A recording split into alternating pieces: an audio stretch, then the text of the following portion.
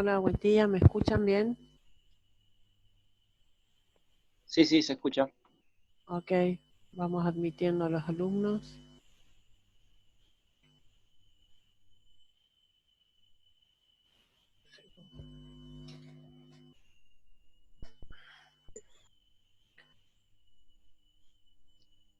¿Les llegó el correo que les mandé sobre qué es lo que tenían que ver?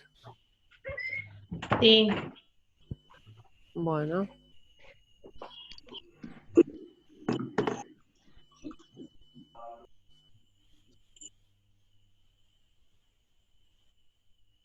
¿cómo van con las lecturas o algo para el trabajo?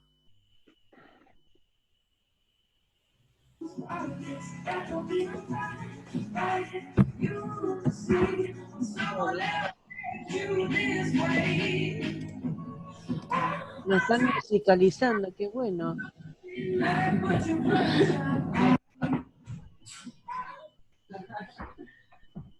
yo estoy leyendo y armando, le mandé un mail haciéndole unas consultas.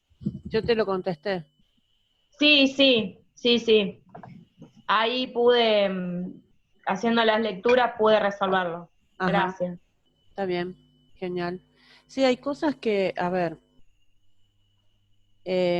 ¿ustedes las consignas las tienen claras cómo hacer el trabajo? Yo creería que sí, o sea, de lo que yo hablo de lo que entendí, no sé si estará bien, pero era elegir un modelo de Estado, en mi caso yo elegí el Estado liberal oligárquico, Ujú. y que se enmarca entre 1880 y 1916, se arranca con el gobierno de Roca, pero antes hay todo un contexto con el gobierno de Avellaneda, de Sarmiento, de Mitre, que hace a la educación en ese modelo de Estado, por eso arranqué hablando un poco desde ahí para caer en ese modelo de Estado y relacionándolo, por ejemplo, con los instrumentos de la educación que están en la ficha de Puebla. ¿Sería así más o menos? A ver, el Estado, la conformación. Primero vos tenés que pensar lo siguiente, como yo te puse ahí en el correo. ¿En qué momento se termina de consolidar la formación del Estado Nacional Argentino? ¿Sí?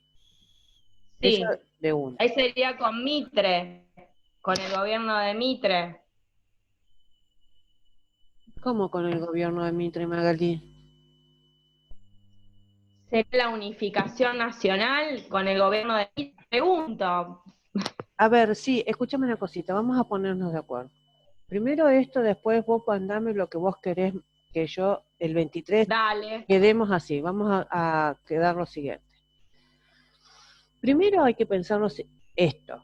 Nosotros dimos, es más, hicieron un trabajo, pero vamos a puntualizar la primera unidad, la conformación del Estado Nacional Argentino. Primero hicimos, en la primera unidad hablamos de todo lo que es el carácter político de la política educacional con la ficha de Puebla, el campo disciplinar de la política educacional, después es Benítez, etcétera, no me acuerdo qué otro texto más.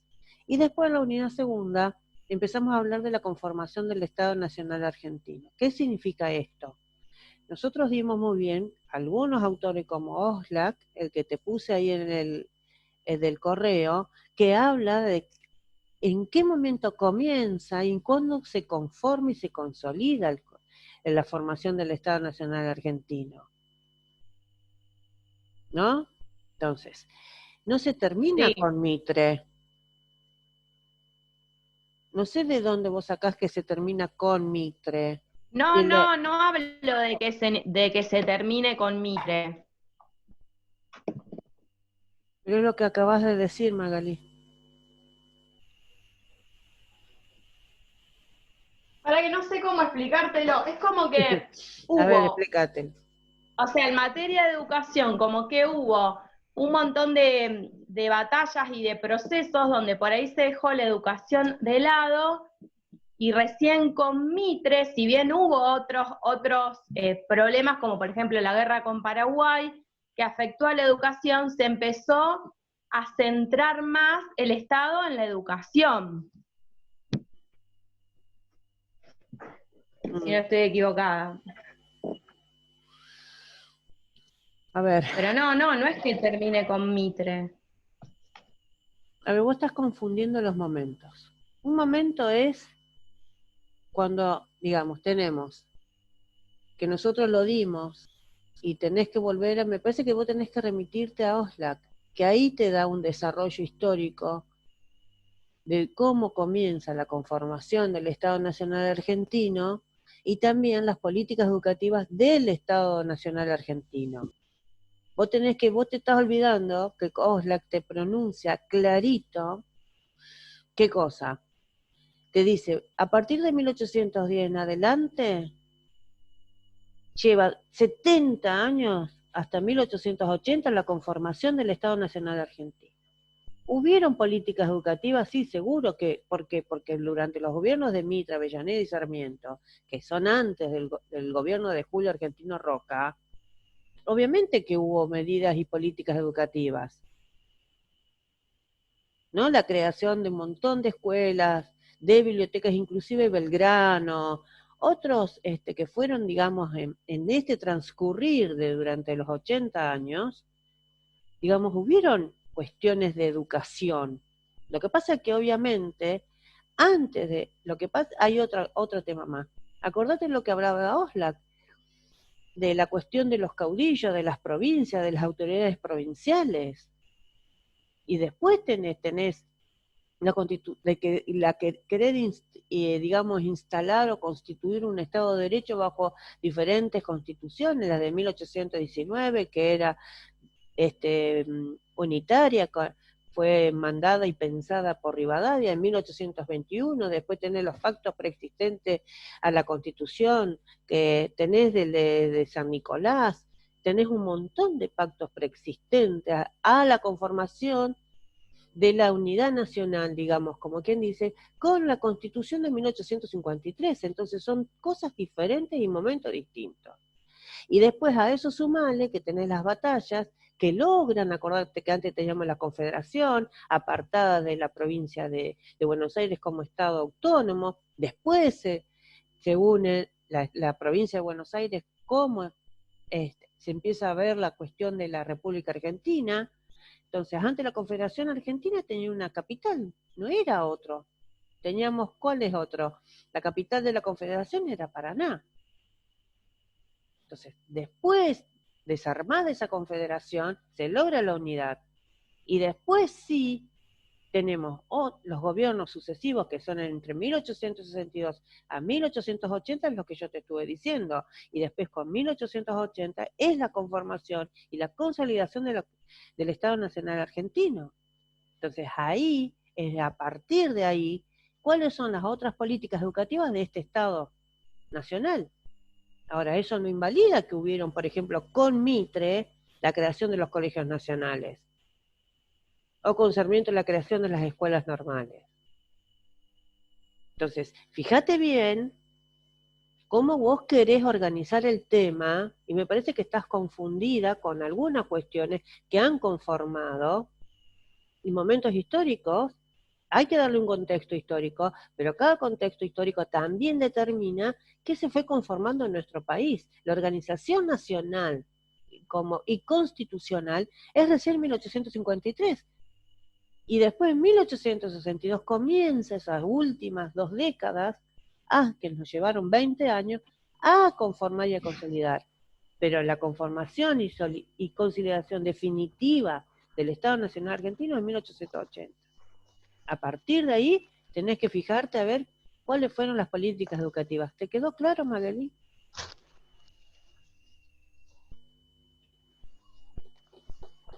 Corina, hola, buen día Sí, a todos, me hola. gusto tarde. Quería agregar que que es importante entender esto que dice Oxlack en la conformación del Estado, porque permite entender después por qué tuvimos el modelo de Estado que tuvimos a partir de 1880 con Roca. Piensen en esto del liberalismo, el tipo de educación que se buscaba. No quita que durante la conformación no haya habido una educación, porque para conformar un Estado era necesario esta educación que permitiese pensar en una nación, en construir una soberanía, en construir una nación, en un sentimiento de unidad, en darle un carácter de ciudadanía, en poder educar a los líderes que iban a representar a este nuevo Estado que se iba a terminar de consolidar. Por eso las distintas guerras, por eso las uniones de las distintas provincias, los acuerdos, las guerras civiles, y después las guerras con los otros países para poder generar esta identidad soberana que nos diferenciase de los otros lugares y pudiésemos salir de lo que era anteriormente una colonia. Entonces, la conformación del Estado argentino se cierra a partir, como bien dijo Corina, de 1880. De ahí, de 1880 a 1930, vamos a encontrar el modelo de Estado, que es el liberal oligárquico, y ahí vamos a encontrar un Estado docente. Eso es lo que tienen que diferenciar, pero para poder entender el Estado docente tienen que entender bien cuál fue esta conformación, y eso lo encuentran en OSLAC. ¿Se entendió, Magalí, lo que estuvimos diciendo Noelia y yo? Sí, entendí. Ahora voy a revisar OSLAC para ver mejor el contexto. Gracias. Bueno, por eso mismo yo te mandé en el correo cuáles son los textos que vos tenés que revisar, que son los que te estamos diciendo ahora. ¿Alguien más tiene alguna consulta si empezamos? Bien. Ahora vamos a terminar de dar, ¿cómo es? Acuérdense del populismo. Voy a hacer práctica, voy a terminar de revisar rápidamente lo que vamos a dar ahora, digamos, del populismo para terminar el tema, y además vamos a empezar a hablar lo que es cuando nace un Estado desarrollista, cómo digamos, cómo fue llevado a cabo en Argentina, con sus dos vertientes, democrática y autoritaria, y obviamente en cada uno de sus periodos las políticas educativas. Bien, yo lo que les quería decir es que a modo general le voy a hacer como una lectura para que le cierre, pero esto quiero, antes de empezar esta lectura, les voy a marcar que cuando se dio el periodo de peronismo en Argentina en relación a la universidad, que la universidad, no sé si le habías dicho, como estuvieron intervenidas, el peronismo intervino en las universidades nacionales, porque operó como control, un control estatal, que fue eliminando, digamos, los principios de la reforma, que por ejemplo, eliminó los principios organizativos reformistas. Esto les tiene que quedar en claro. Y también lo que generó esta intervención en la Universidad Nacional con el peronismo, arremetió contra esos intelectuales de la universidad. Perdón, Corina, ¿una pregunta? Sí, claro. Sí. Arremetió contra los principios organizativos de la reforma. ¿Por qué? Porque estuvieron limitados gracias a la intervención desde el poder ejecutivo en la universidad. ¿Sí? Bien. Entonces también arremetió contra las clases medias intelectuales.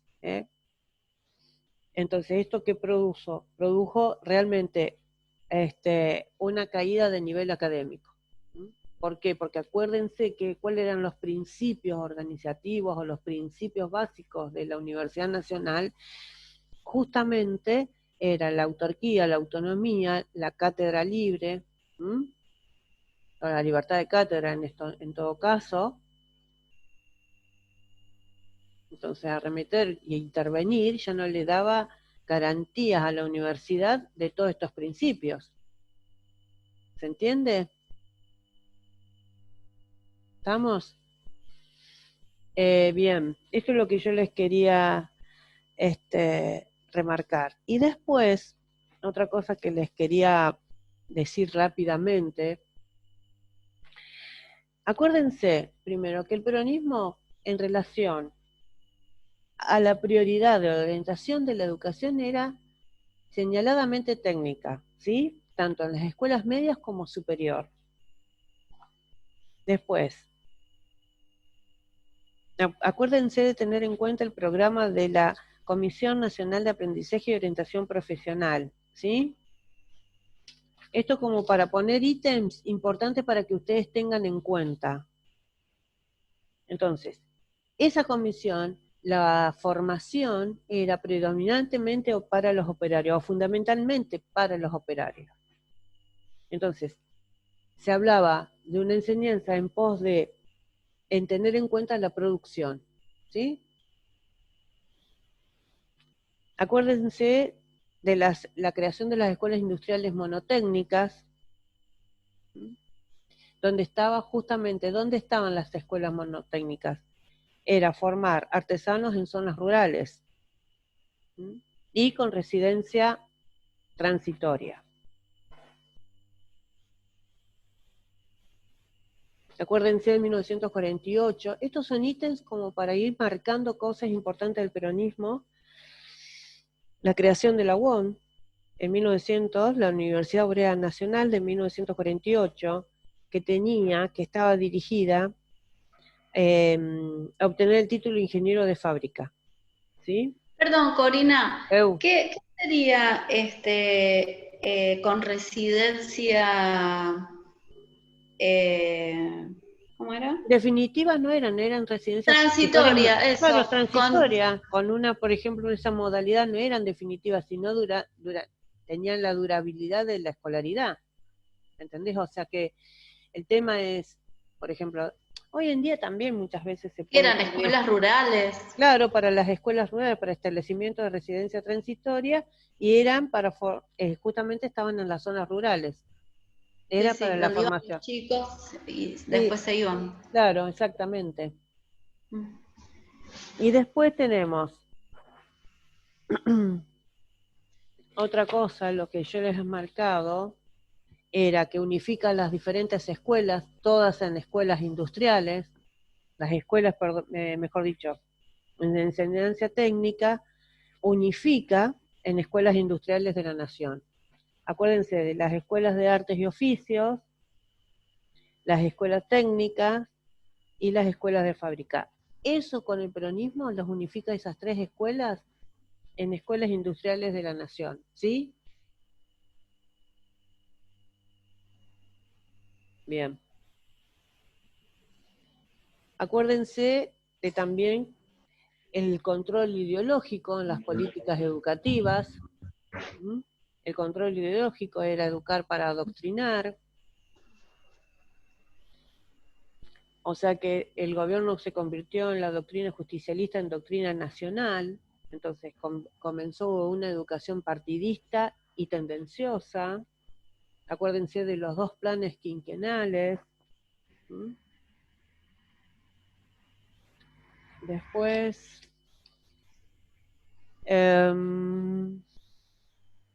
la designación tanto de maestros y de profesores dependía del Poder Ejecutivo. ¿Mm? Entonces, tenía que haber una afiliación al partido. ¿Mm? Uno tenía que ser afiliado al partido para poder trabajar como docente, ya sea primario o secundario. Tenía que haber una adhesión política. Desde el adoctrinamiento era como el manejo de la bibliografía o los textos escolares. ¿Se acuerdan que yo les mostré los dibujos cómo daban la clase? Acuérdense, el rol de Estado es muy importante, que sepan que es un rol de Estado subsidiario. Esto yo les voy marcando, puntualizando. ¿Mm? Acuérdense que por qué era subsidiario. Acuérdense que lo que no llegaba al Estado llegaba a la Fundación Evita para la construcción, por ejemplo, de viviendas o de escuelas. ¿Mm?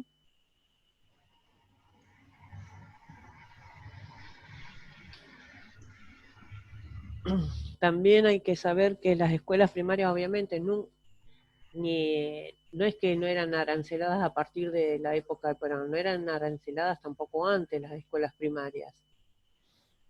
Lo que sí fue un arancelamiento selectivo, eran aranceladas las escuelas nacionales y las escuelas normales, no las escuelas comerciales ni técnicas. Eran las únicas escuelas que no tenían arancelamiento, las otras sí. ¿Mm? Bien. Y obviamente lo que les quería, a modo de dato histórico, es que si bien se consagran constitucionalmente los derechos sociales, porque acuérdense cuál era el origen del estado de bienestar, eran derechos políticos, derechos sociales, y como instituto del estado acuérdense de lo que pensaba Bismarck, que era una visión, digamos, de la cuestión de los derechos sociales, y el surgimiento del Estado de Bismarck tenía que ver con lo político y lo social, y el Estado keynesiano con una intervención de la economía. Si bien en el peronismo, digamos, hay una marcada consagración de los derechos sociales, esto quiere decir que antes, en otros momentos históricos, para consagrar derechos sociales, antes hubo otros momentos históricos en los cuales se legisló sobre estos derechos sociales. ¿Sí? ¿Qué significa esto? Por ejemplo,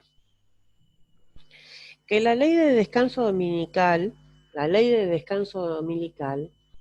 fue la ley de 1905 durante el gobierno de Roca.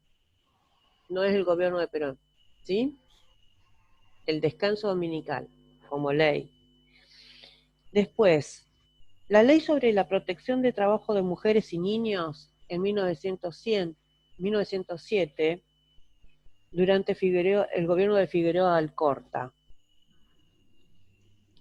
La ley de accidente de trabajo ya estaba sancionada con Sáenz Peña en 1915.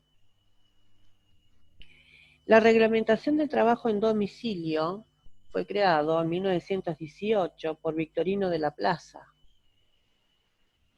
La ley de indemnización por despido sin causa, licencia por maternidad y enfermedad, Uriburu, 1933. La ley de jubilación, de las primeras leyes de jubilación, la tenemos con Alvear en 1924.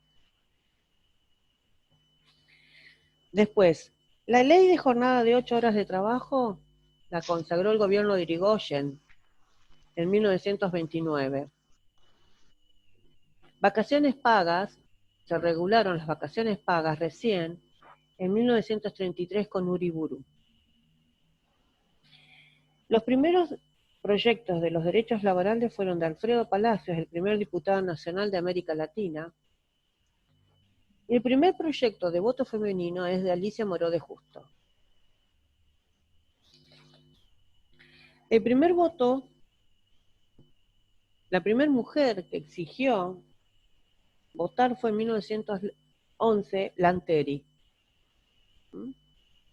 Ella fue la primera mujer que exigió el voto en 1911, que votara una mujer.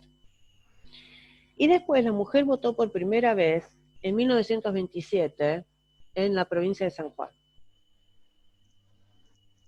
¿Les queda claro esto? ¿Sí?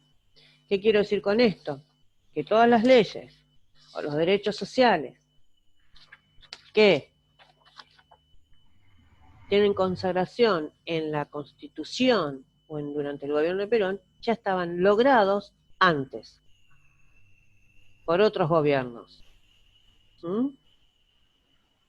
¿Estamos? Entonces, esto es un dato histórico que ustedes lo tienen que saber. Consagrar no significa ser los que realmente hayan pensado los derechos sociales. ¿Sí? Esto no quita lo otro. ¿Se entiende lo que quiero decir?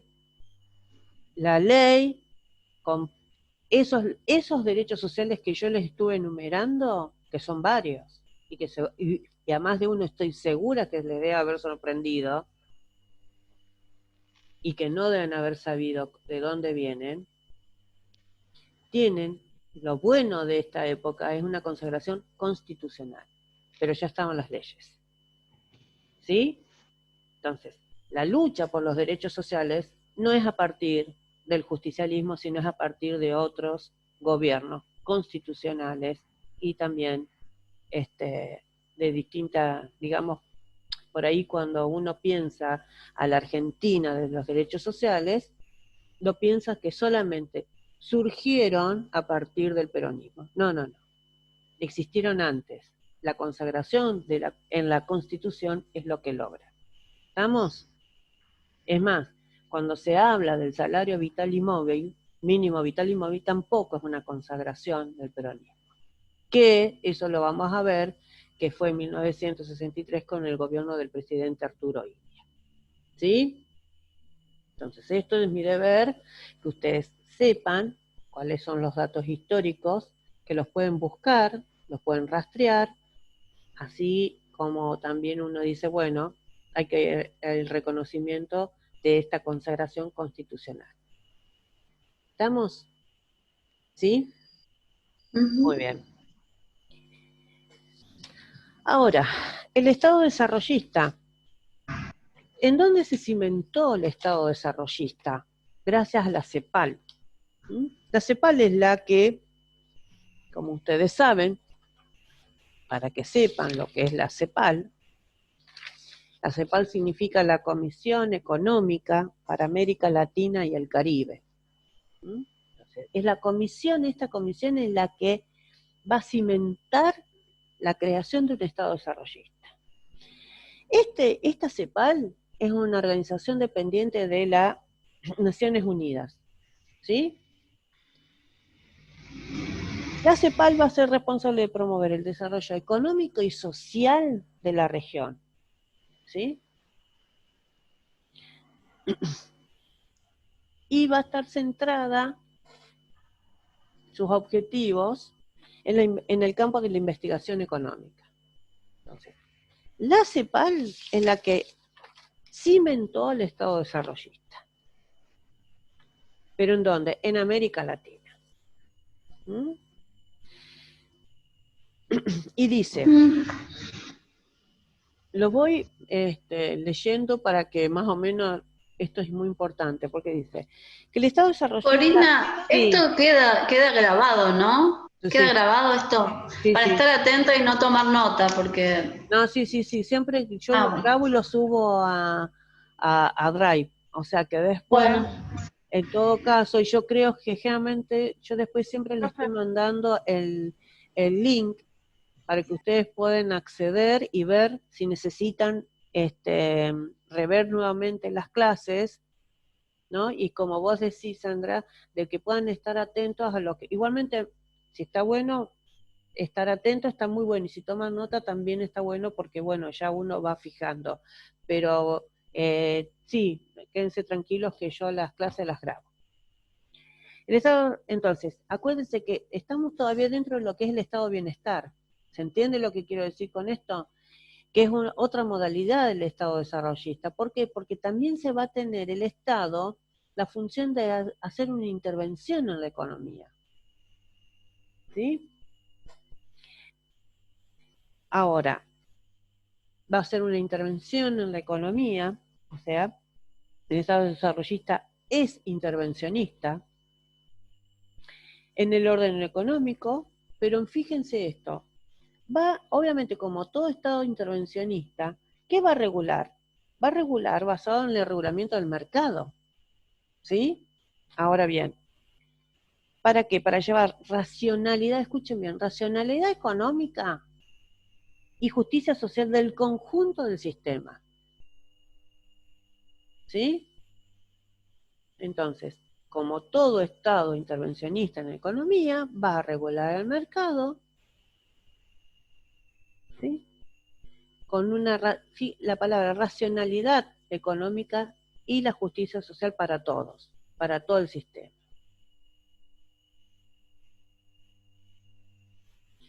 Por eso mismo el Estado desarrollista, ¿en dónde va a estar? Si es intervención en el Estado, desde el Estado en la economía, va a estar basado en el pensamiento de Keynes. ¿Se entiende cómo hay que hacer la relación? Entonces, si es un Estado desarrollista, intervencionista en lo económico, tiene su basamento en Keynes. Es un Estado keynesiano, en la doctrina de Keynes. Ahora, pero fíjense, pero toma, dice, que toma el Estado desarrollista las recetas cepalinas, ¿no? Ahora,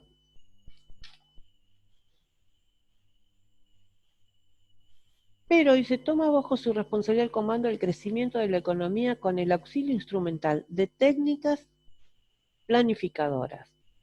Pero, dice, su compromiso principal era con el desarrollo, del que derivarían la democracia política, el bienestar general y la modernización. ¿Sí? Bien.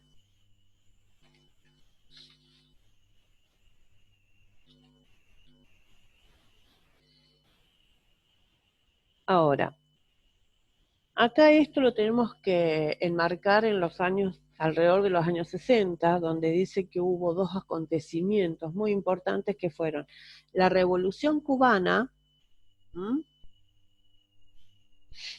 y la Alianza para el Progreso. ¿Estamos? Tenemos que enmarcarlo en este contexto. ¿Qué pasa con la Revolución Cubana? El resultado del movimiento revolucionario, ¿quién cae con este movimiento revolucionario? Es Batista en Cuba, que era un dictador, ¿m?, de Fulgencio Batista, que era un régimen. Esta revolución de la izquierda hace caer el régimen ¿de quién? De Fulgencio Batista, que era un dictador. ¿Sí? Este es el resultado de la Revolución Cubana. Bien. Llega obviamente al poder Fidel Castro y Cuba se establece como un gobierno socialista. ¿Se entiende?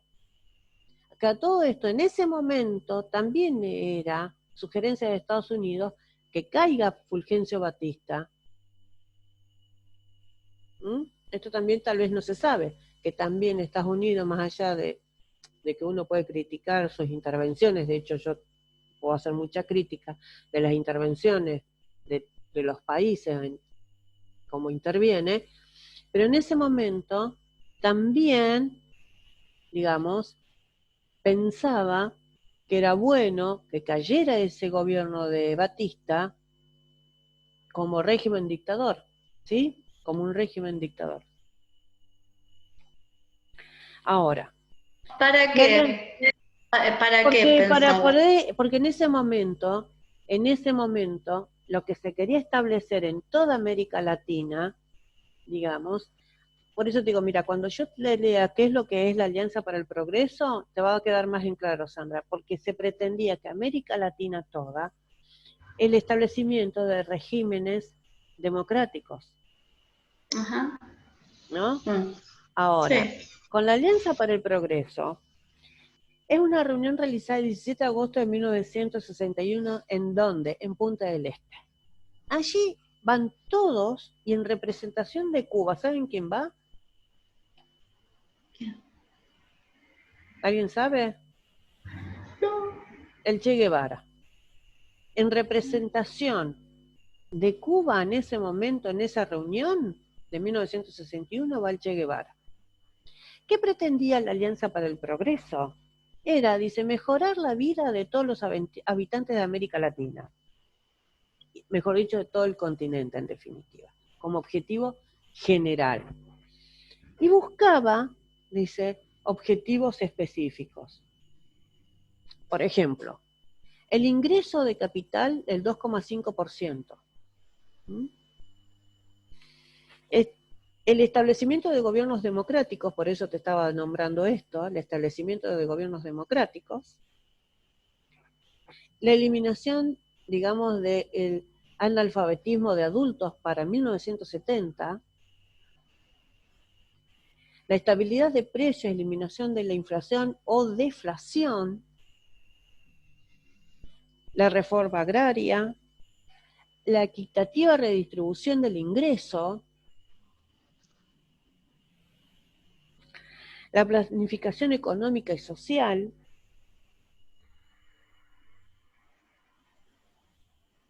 y proclamaban medidas de carácter social, políticas y económicas.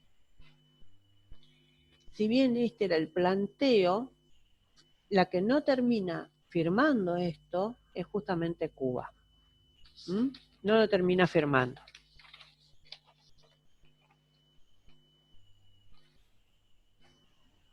Porque supuestamente Cuba lo que piensa en ese momento, lo más probable que haya sido cierto, es que esta alianza para el progreso estaba conformada, pensada para evitar revoluciones, como la revolución que se había dado en Cuba. ¿Se entiende?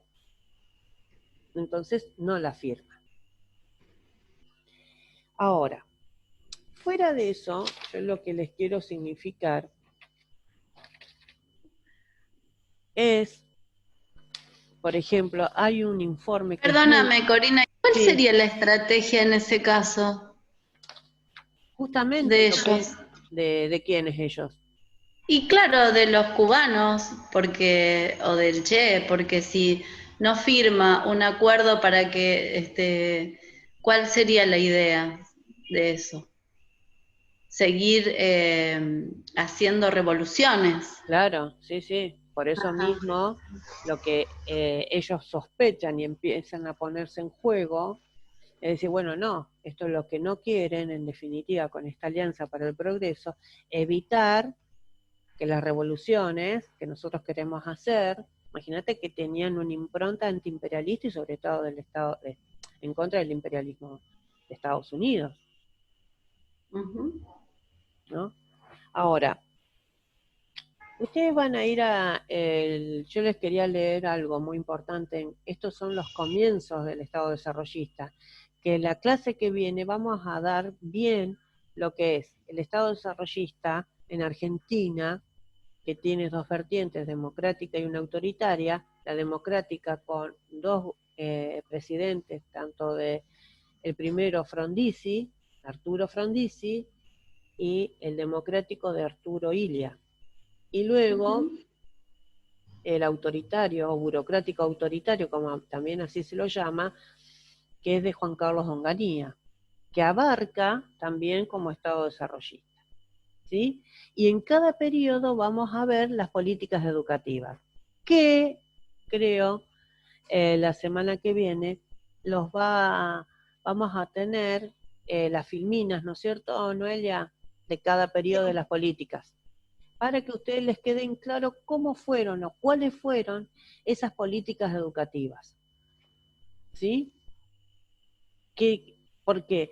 Porque lo que acá yo quiero remarcar, para que les quede bien claro, ¿cuál es el factor fundamental de un desarrollo económico-social para el Estado desarrollista? Es el instrumento por excelencia de la educación. Como factor fundamental de este desarrollo económico y social. Esto es lo que quiero que les quede claro bien cómo está pensado el Estado desarrollista, ¿sí? Bien. Ahora vamos a ver si volvemos a entrar, digamos, tenemos un ratito más. Sí, contame. Pero esto que les va a explicar Corina, tengan muy en cuenta diferenciar bien los estados desarrollistas, que no los confundan ni los mezclen, porque cada uno tiene una particularidad distinta. Esto, cuando hagan el trabajo, ténganlo en cuenta. Y a la hora de rendir también, de diferenciarlos bien, que es el estado desarrollista democrático y el estado desarrollista burocrático autoritario. Y después yo le agrego también que si bien van a tener que buscar cómo diferenciar el peronismo o el populismo con un estado desarrollista. También porque hay una inversión, obviamente hay grandes diferencias. Pero hay similitudes. Que hay similitudes también. Yo iba a preguntar así alguna cosa, pero dije, bueno, es mucho. Pero que me parecía que, bueno, que hay muchas similitudes también, ¿no?